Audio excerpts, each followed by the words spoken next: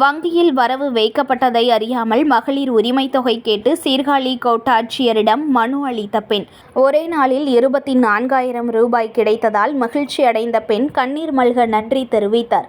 மயிலாடுதுறை மாவட்டம் சீர்காழி அருகே கீழ சட்டநாதபுரம் கிராமத்தைச் சேர்ந்த கண்ணன் மனைவி லட்சுமி என்பவர் தனக்கு கலைஞர் மகளிர் உரிமை தொகை வரவில்லை எனவும் தங்களது குடும்பம் மிகவும் ஏழ்மை நிலையில் உள்ளது எனவும் சீர்காழி கோட்டாட்சியர் சுரேஷிடம் மனு அளித்தார். மனுவை பெற்றுக்கொண்ட கோட்டாட்சியர் சுரேஷ் அலுவலகத்தில் பணிபுரியும் கலைஞர் மகளிர் உரிமை திட்ட துணை வட்டாட்சியர் பாபுவிடம் ஆய்வு செய்திட அறிவுறுத்தினார். மனுதாரரின் குடும்ப அட்டையினை ஆய்வு செய்ததில் மனுதாரருக்கு கலைஞர் மகளிர் உரிமை தொகை திட்டம் தொடங்கப்பட்ட கடந்த 2023 செப்டம்பர் முதல் உதவித்தொகை வருவதாக தெரிய வந்தது.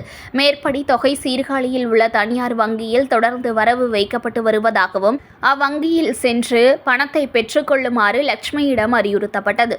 இதனைத் தொடர்ந்து லட்சுமி வங்கிக்கு சென்று திட்டம் தொடங்கப்பட்ட நாள் முதல் 24 மாதத்திற்கான முழு தொகையும் 24,000ஐயும் பெற்றுக்கொண்டு வந்து கண்களில் நீர் தள்ளும்ப கோட்டாட்சியர் மற்றும் துணை வட்டாட்சியருக்கு நன்றியை தெரிவித்து சென்றார்.